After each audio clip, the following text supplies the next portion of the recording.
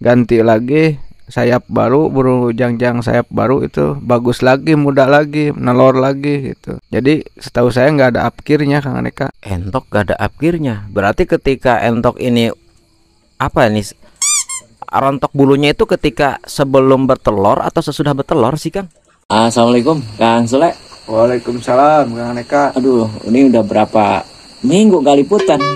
2 minggu ada. 2 minggu apa 2 hari ya ini? Ini Kang Sule sibuk terus nih, sama Kang Aneka juga sibuk Kang tuh. Gak silaturahmi ke sini Kang. Iya. Ini Kang, biasa Kang nih, saya pulang dari Sumedang kemarin nih, aduh banyak PR Kang, banyak pertanyaan yang Kang Aneka pending nih Kang. Iya.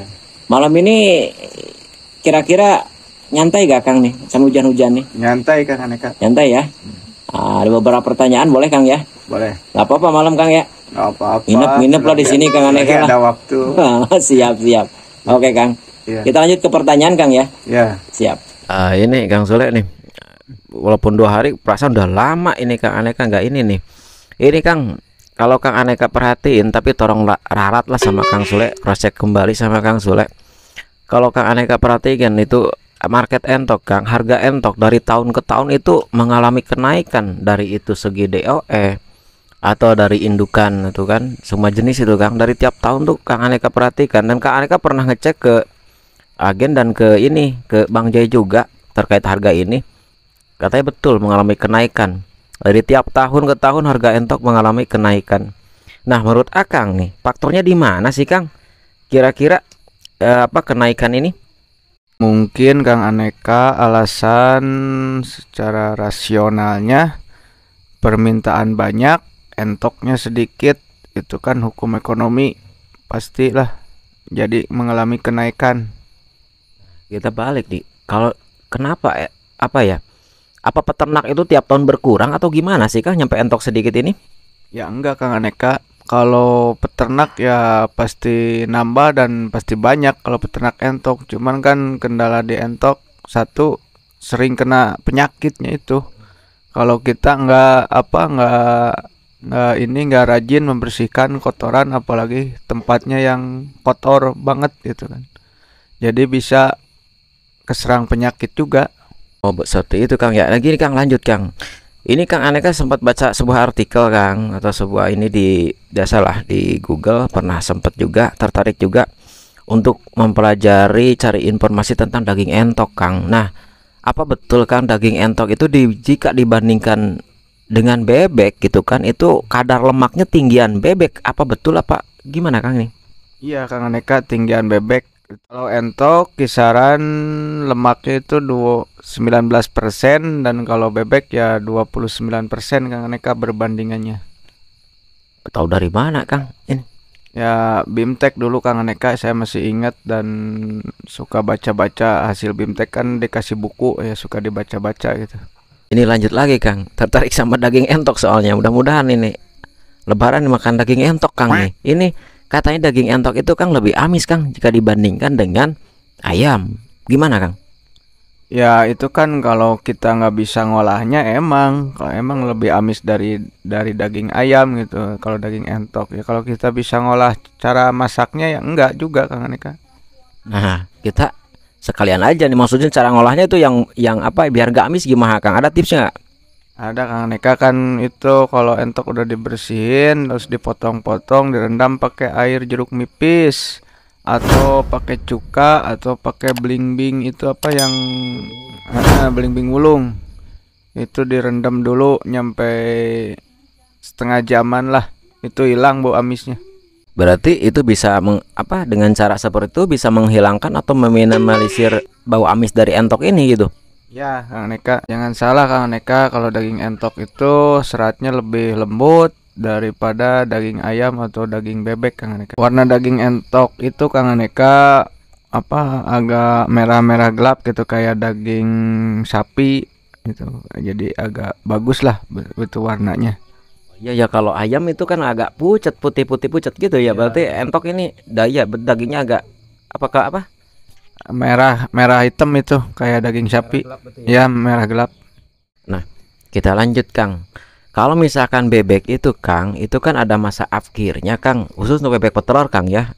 mungkin 2 tahun atau 3 tahun mungkin udah masuk ke potong gitu. Nah, masa apkir entok Kang, sekarang kita fokus di indukan Kang. Entok indukan itu apkirnya usia berapa tahun Kang?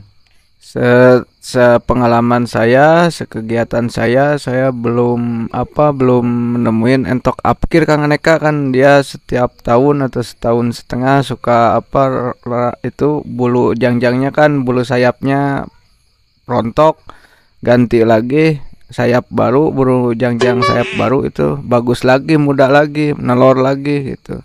Jadi setahu saya nggak ada apkirnya Kang Aneka. Entok gak ada apkirnya. Berarti ketika entok ini rontok bulunya itu ketika sebelum bertelur atau sesudah bertelur sih Kang? Sesudah Kang Aneka, sesudah bertelur umur 3 tahun ke atas lah, baru dia rontok. Kesananya kan ada setahun setengah rontok lagi gitu kalau udah tua bibitannya, indukannya. Nah itu rontoknya itu ketika mengerami atau sudah menetes sih? Sudah menetes dia rontok, ganti bulu baru, dan dari bulu baru itu tumbuh nyampe 3 bulan itu baru nelor lagi. Cuman berhentinya cuman waktu perontokan bulu sampai bulunya udah pulih lagi, udah bagus lagi, baru dia mau kawin lagi. Dari mulai rontok sampai bulunya bisa tumbuh kembali dan mau kawin lagi itu berapa bulan ya tak? 3 bulanan Kang Neka. 3 bulan itu udah bulunya udah bagus, semua udah full, baru kawin lagi, yang bisa nelor lagi. Dan itu siklus itu terjadi di berapa tahun sekali Kang Eta?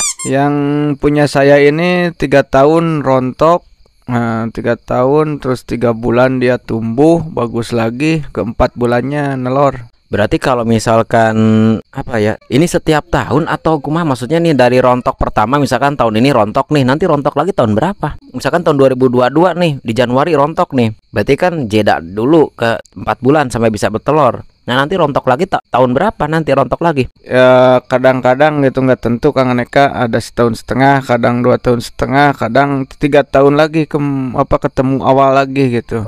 Nah kalau misalkan Akang kan pernah bilang ya, kalau misalkan ini tanpa rontok ya berarti per usia 2 minggu aja setelah disapi bisa birahi lagi gitu ya. Tapi dalam keadaan itu nggak rontok ya. Nah kita balik ke pakan Kang, karena ini andalan Kang Sule itu ataupun ya kendala di peternak itu pakan. Nah andalan Kang Sule pakan fresh, artinya nggak dipermentasi Kang ya. Ini Kang, Akang pernah ngetes gak sih Kang, apa sih pakan yang Akang buat ini kan tanpa pengawet, tanpa bahan-bahan tambahan lainnya Kang, ini bisa kuat untuk berapa hari sih Kang sebenarnya, apa gimana Kang nih? Saya pernah ngetes Kang Aneka, kan nggak setiap hari ada standby terus, kadang-kadang saya juga ada kesibukan. Contoh aja kemarin waktu kita ke Sumedang kan pulang nyampe jam 2 malam, nyampe sini lagi. Kita berangkat kan dari jam 1. Nah, dari pagi itu kan saya udah nyiapin dari bahan Keyambang. Waktu kemarin tuh waktu ke Sumedang saya siapin dari bahan Keyambang, nyoper untuk sore. Dari pagi saya sekalian nyoper untuk sore dan paginya.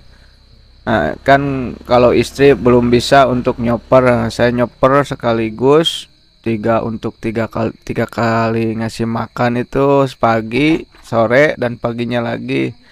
Alhamdulillah kuat Kang Aneka. Dari Keyambang paling agak merah-merah itu kayak difermentasi, nah, kayak coklat-coklatan gitu, tapi nggak apa-apa, bagus. Terus dari eceng gondok saya pernah nyoba, kuat 4 hari Kang Aneka. Kalau dari eceng gondok itu basahan, apalagi kalau kita dikeringkan ya bisa lama gitu, seminggu tahan lah kalau kita keringkan. Berarti untuk Kayambang Akang pernah ataupun sering sering membuat untuk stok yang 1 harian berarti kan. Ini kalau misalkan nih bikin pagi nih, berarti kan buat 3 kali, buat pagi sekarang bikin, sorenya dikasihkan, buat pagi besoknya lagi. Nah itu udah bau asem atau enggak sih Kang?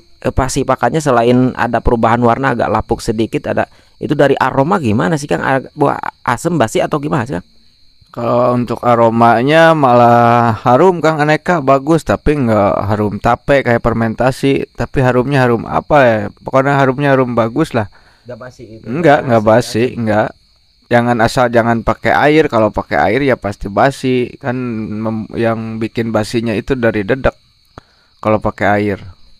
Kalau Akang kan kalau setiap kali ngebuatin ini apa ngebuat pakan itu Kang Aneka lihat itu nggak pakai air Kang, hanya untuk basah-basah dari bahannya aja gitu ya. Nah, Berarti kalau dicampur air kemungkinan basi, bisa basi gitu. basi. Kalau Akang pernah nggak membuat pakan ini dicampur dengan air Kang? Kalau saya belum pernah Kang Aneka, dari mulai ternak saya keringan terus maupun dari air seadanya, air dari apa bahan baku kayambang atau eceng gondok gitu Kang Aneka. Ya kalau dari gedebok pisang kan mengandung airnya banyak. Kalau di ini pagi bikin untuk 2 kali makan sampai sore ya pasti basi kalau untuk gedebok pisang, kecuali nanti kalau sorenya dedaknya dicampurnya sore gitu. Kalau dari pagi dicampur untuk gedebok pisang ya basi kalau ke sorenya.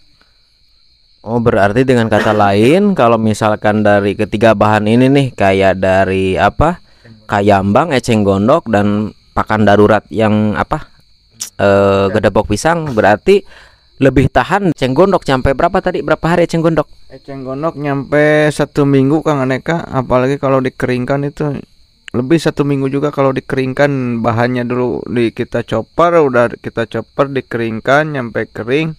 Nah nanti kalau kita mau apa, mau ngasih pakan ke unggas, terus diseduh dulu pakai air panas.